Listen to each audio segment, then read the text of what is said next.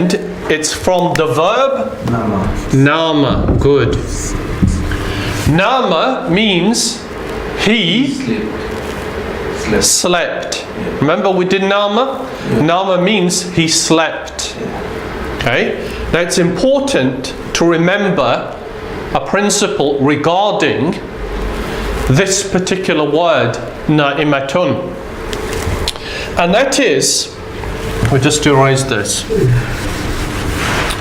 It's called the ismu fa'il. Ismu fa'ilin. Ismu fa'ilin. Ismu fa'ilin, it refers to a particular form of a noun. Right. A particular form of a noun. Right? We've already come across fa'ilun before, haven't we? What does fa'ilun mean? It's a verb, isn't it? No, fa'ilun. No, it's to do something. It's the Doer. doer. Okay? It's the doer. And fa'ilun is from a verb fa'ala. Okay? Fa'ala means he did. Okay? Fa'ala means he did. And fa'ilun means the doer or doing. The doer or doing. Right? Now, to illustrate, we know the verb he wrote. He wrote is? The verb he wrote is kataba. Kataba. Kataba is a 3-letter verb. Kataba. Right? Now, with 3-letter verbs, to go from kataba, which is the fi'lun, the verb, to the ismu fa'ilin, the noun of its doer, what we do is we take the first letter ka, then we add a alif, so it becomes ka. Then you take the second letter ta, and that takes a kasra, kati. And then you take the third and final letter and add tanwinu dammin, and it becomes katibun. Right? So we've gone from kataba to katibun. So kataba is he wrote. Yes. And katibun is? And katibun is, what would we describe the name of the one who writes? What's the writer? Right, that's good. It's either writer and or, what do you describe the action of the one who wrote? In the present tense, what's the action called? Right. Writing. Okay? So either you're going to say that katibun means I am a writer, and a katibun, I'm a writer, and that's what it means in Arabic. If you want to say somebody is a writer, you say huwa katibun. Or you can say ana katibun, I'm writing something. Right? It has both meanings. Similarly, if you have dhahaba, dhahaba is a standard 3-letter verb. Dhahaba means He worked. he went. He went. So, Shabazz, how do we go from dhahaba, which is a fi'lun, a verb, to the ismu fa'ilun, the doer of that particular action? So following the rules, we put the za, Yeah, the dal, alif, ha with the kasra, yeah, and then ba with the tanween. right. Dhahibun, good. Okay, so dhahibun, okay, what does it mean, dhahibun?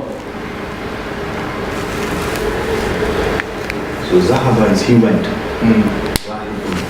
It will have two meanings. Either it means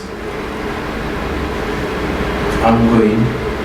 going, either it means You say أنا ذاهب أنا ذاهب إلى المسجد أنا ذاهب إلى السوق أنا ذاهب إلى المدرسة. I'm going to the mosque, I'm going to the market, I'm going to the school. Or ذاهب will mean the name of the one who performs the action. What's the name of the one who performs this action? Goer. Right? You wouldn't usually say that in English. Okay? But that's what it means. Okay? Is that clear? Okay, so either it's going to refer to the name of the action, like katibun, meaning a writer, or dhahibun, a goer, but we wouldn't say that ordinarily in English, or it's referring to the action of the one who's doing it. Okay, so you would say, Ana katibun kitaban, I'm writing a book, or Ana dhahibun ila darsi, I'm going to the lesson.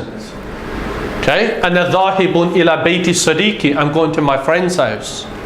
Okay, and that's, in many ways, it's an easier way to express that action of going than using a present tense verb. Isn't it? It can be easier to say Ana dhahibun ila al-masjidi rather than saying Ana adhabu ila al-masjidi. Why would it be easier?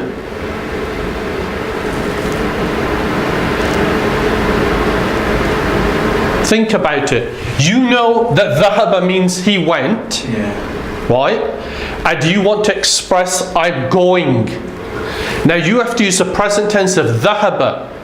And then we come back to this issue of is it I'm going, is it adhabu, yadhabu, tadhabu, nadhabu, right? And even if you know it's adhabu, is it adhibu or adhabu or adhubu? Do you understand that issue? I mean, once you've learnt it, you know it. But the point is, at the beginning, actually it can be easy to say, well, I know exactly how to change dhahaba to the ismun, the noun that represents the action of going. I just add an alif, that becomes a kasra, that's tanween or dhammin. Ana dhahibun. Can you see how it can actually be easier? So, going back to nama and na'imun. Nama and na'imun. Nama is our verb. Nama. So, here it's slightly different, isn't it? Because we have a middle letter which is considered to be weak. It's an alif. Okay? So, the way that it changes is the first letter stays the same, na. The second letter stays as an alif, but the letter after that, it becomes a hamza. And that takes a kasra, and then it becomes na'imun. Na'imun. Right? But that says na'imatun. Why does that say na'imatun? She. Because it's female. Right?